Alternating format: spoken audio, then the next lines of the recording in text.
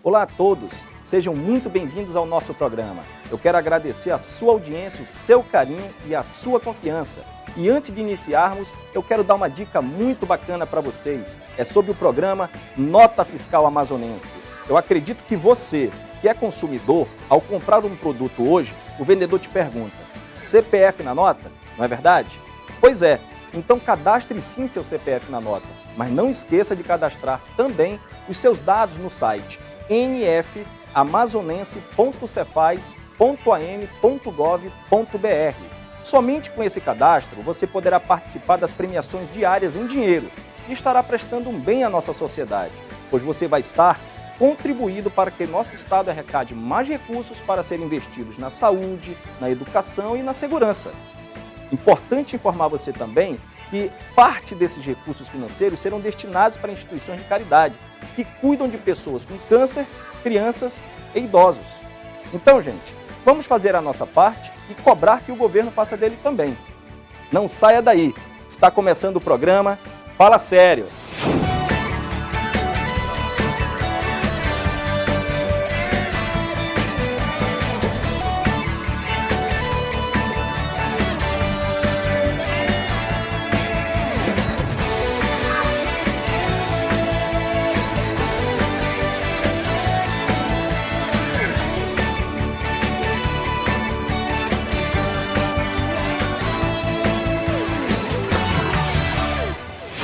O nosso entrevistado de hoje é o chefe de Departamento de Esporte e Lazer do Governo do Amazonas. Conheça um pouco mais do profissional de educação física, Aldévio Praia.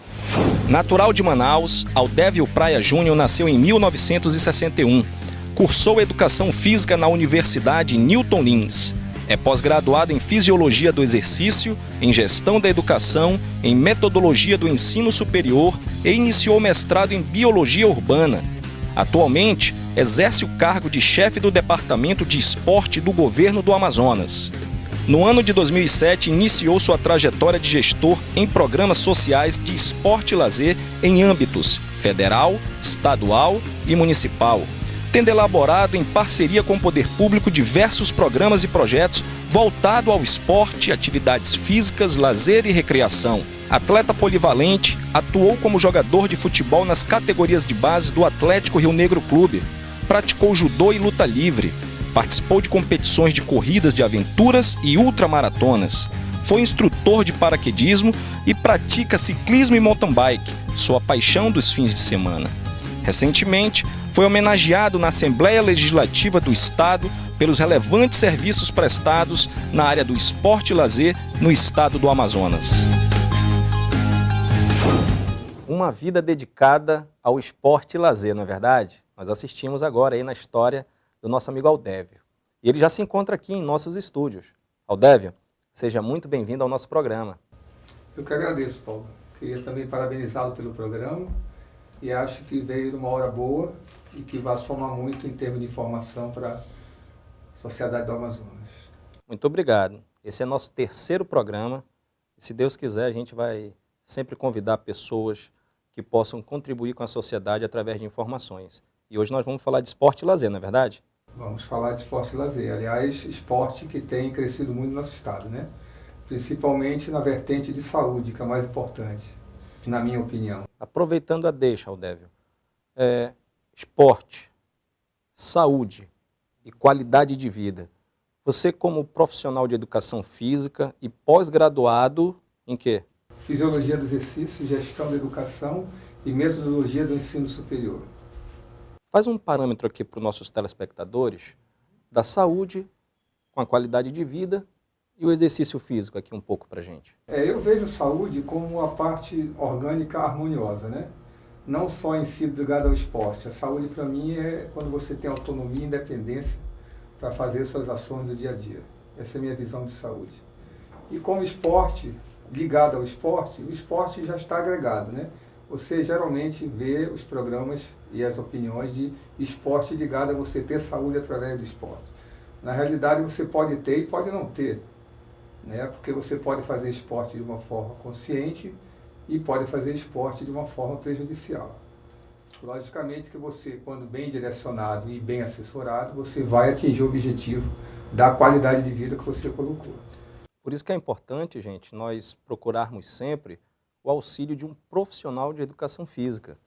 Com isso, nós conseguimos fazer com que as coisas possam acontecer da forma correta, né, Odévio? É muito importante. Você colocou a questão do esporte. Hoje em dia, o nosso estado tem crescido bastante, nós temos visto isso, graças a Deus, né? E você sabe que o esporte tem que ter uma orientação, tudo tem uma metodologia e uma forma correta de ser feita. E é aí que entra a sua colocação do profissional de educação física como uma pessoa habilitada a esse tipo de atividade. Bacana. Odévio, nós temos hoje diversos espaços públicos de lazer na cidade de Manaus, mas nós observamos que aqueles que têm uma boa infraestrutura se encontram em lugares com pessoas da classe média para classe média alta. Como aqui, lá no São Jorge, tem um belíssimo espaço, recém-inaugurado pela Prefeitura de Manaus. Nós temos o complexo da Ponta Negra, onde as pessoas fazem diversas atividades, inclusive com as quartas-feiras e aos domingos, com a faixa liberada. Eu queria que tu pudesse fazer como um profissional no ramo da educação física, um parâmetro sobre como é que estão esses espaços físicos nas áreas periféricas também. Eles estão atendendo a demanda? O que é que falta na tua visão, como gestor público, para que os espaços públicos possam melhorar? Ou então quais são os que são bons, quais são os que são ruins? Eu acho que nós temos um fenômeno em Manaus que devia ser levado em conta na questão que você colocou. Manaus é uma cidade de expansão demográfica, né? Não só geográfica, mas demográfica. Existem vários espaços nesse sentido. Inclusive, recentemente foi inaugurado, eu estive presente, no Campo Dourado, na Cidade Nova, um novo espaço muito bonito, né, feito pela Prefeitura de Manaus, muito bom, por sinal. E dizem que lá tem um público muito grande, assim, ativo, fazendo atividades físicas, né? E aí você colocou bem a questão da zona periférica, né, de você proporcionar equipamentos públicos para essas comunidades carentes, e elas realmente, quando lá acontece, você vê o reflexo imediatamente, como é o caso que nós citamos especificamente. Você colocou a questão da Ponta Negra como faixa liberada. Você quer ou não, a Ponta Negra ela restringe um pouco a camada social pela sua própria localização, que é extremamente positivo, porque tudo busca saúde e bem-estar. Mas nós temos também algumas ações que eu tenho conhecimento que acontecem já de forma exitosa em regiões periféricas, como na bola ali da Cidade de Deus. Nós temos também uma ação muito interessante que eu acho que está sendo realizada no Viver Melhor, que tem, se eu não me engano, não me falha a memória, 3 vezes na semana esse tipo de ação. Você sabe que o Viver Melhor tem mais de 50 mil moradores, né? É uma área que surgiu agora, que está sendo ampliada, vai ser entregue uma outra fase. E esses espaços, eles realmente necessitam disso, porque é um fator até, Paulo, se você me permite colocar, de inclusão social, né? Você está democratizando o esporte e o lazer. Está ocupando o tempo livre das pessoas. Exatamente, o tempo ocioso. Mente vazia, oficina do diabo. Não é verdade? Odévio, você coordenou na Prefeitura de Manaus um projeto chamado Pró-Idoso. É um programa de inclusão de idosos no lazer e recreação. É um programa da Prefeitura de Manaus, através da Fundação Dr. Thomas. Inclusive, queria mandar um grande beijo para Marta Moutinho, que é presidente da Fundação Dr. Thomas e é uma grande amiga e tem feito um excelente trabalho. Um beijo para ti, Martinha. E esse programa, ele ele realizou, ele foi feito, né? Foi realizado em vários ele expandiu o atendimento aos idosos em vários bairros da cidade de Manaus. Como é que foi esses atendimentos? Como é que ocorreu esse projeto? Na realidade, me veio um convite, né, na época, e ele foi configurado em núcleos. Na realidade, são núcleos de esporte recreativo e lazer direcionados à faixa etária da terceira idade. Ele consistia basicamente em um coordenador do núcleo, que era uma pessoa da comunidade, né, que tinha como meta de 100 a 150 idosos inscritos por núcleo. Que Tudo isso? Tudo isso. Por núcleo? Por núcleo. Isso na área periférica? Na área periférica. Bacana, Cada hein? núcleo. Cada núcleo. Nós tínhamos em média de 9 a 10 núcleos, a 12 núcleos por programa. Na realidade, ele teve várias fases de programa, né? Você colocou a situação da doutora Marta, que insistentemente tem essa visão, tem essa sensibilidade. Em vários momentos, você sabe que tudo é recurso. Que os recursos estiveram disponíveis, ela fez questão de refazer e incrementar de novo. Nós sabemos, Paulo, que a terceira idade principalmente na região carente, a necessidade dessa questão de locomoção pública, de locomoção, é muito importante.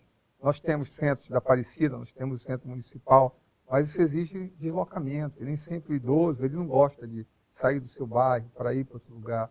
E dessa forma, com esse programa para o idoso, ele chegou até onde a comunidade estava. Isso foi muito importante.